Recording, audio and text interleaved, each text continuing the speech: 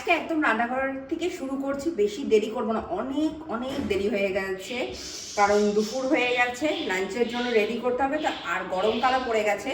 তো যাই হোক, সবার আগে বলে নিই নমস্কার, বর্তমান খড়কোনা ব্লগ থেকে সবাইকে স্বাগত। গরমকাল পড়ে গেছে, বেশি তামঝামের রেসিপি কিচ্ছু দেখানো যাবে না, আর সবথেকে বড় কথা সময় ভীষণ কম, আমাকে বেরোতে হবে। তো আজকে আমি গরমকাল স্পেশাল, মানে এই রান্নাগুলো গরমকালের জন্য পারফেক্ট। তো দেখাবো আজকে আমি লাউয়ের শুক্তো, ভীষণ সিম্পল ভাবে দেখাবো। চলো উপকরণের সাথে পরিচয় করে দিই। এখানে লাউ আমি টুকরো করে কেটে নিয়েছি, একটু বড় বড় করেই কেটে রেখেছি আমি। তার সাথে রয়েছে ছোট মাছ, মানে এটা বাটা মাছ রেখেছি। এটা চাইলে তোমরা বড়ি দিয়েও করতে পারো, মাছটা অপশনাল।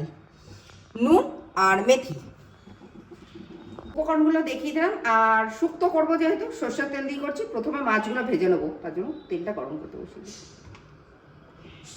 এবার মাছগুলো ভেজে নেব।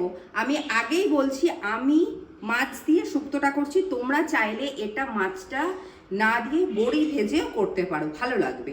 আর এখানে কিন্তু ছোট মাছ ব্যবহার করতে হবে, যদি মাছ ব্যবহার করি, যেরকম এরকম ছোট বাটা মাছ, মোরলা মাছ, কাঁচকি মাছ, এরকম মাছগুলো একদম ভাজা হয়ে গেছে। এবার আমি তুলে নেবো। আর মাছগুলো খালি একটু কড়া করে ভাজতে হবে, হালকা না। মাছগুলো ভেজে তুলে নিয়েছি, এবার আমি মেথি ফোড়ন দিচ্ছি। মেথিটা হয়ে গেছে, এবার আমি লাউটা দিয়ে দিচ্ছি। লাউটা দিয়ে দিয়েছি, এবার আমি নুন দিয়ে দিচ্ছি। নুন দিয়ে একটু ঢাকা দিয়ে দেবো আমি।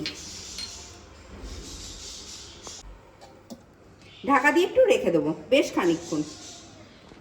দেখি কতদূর লাউটা সেদ্ধ হলো। লাউ থেকে একদম জল বেরিয়ে গেছে, মানে লাউ একদম সেদ্ধ হয়ে গেছে, আর কিচ্ছু করার নেই। এবার আমি এখানে যে ভাজা মাছগুলো ছিল সেই মাছগুলো দিয়ে দেবো। আচ্ছা, এই শুক্তোতে না অনেক সময় অনেকে আদা বাটাও দেয়, শুক্তো মানে আদা বাটা, কিন্তু আমি আদা বাটা দিচ্ছি না। আমার বাড়িতে সবাই এরকম ধরনের শুক্তো ভীষণ ভীষণ পছন্দ করে। এই মাছটা দিয়ে আমি একটু ঢাকা দিয়ে রেখে দেবো, তারপর পরিবেশন করব। এই কতদূর কি হলো, মানে শুক্তোটা কতটা তৈরি, বাহ, একদম তৈরি হয়ে গেছে, মাখো মাখো। এবার আমি পরিবেশন করে ফিরে আসছি।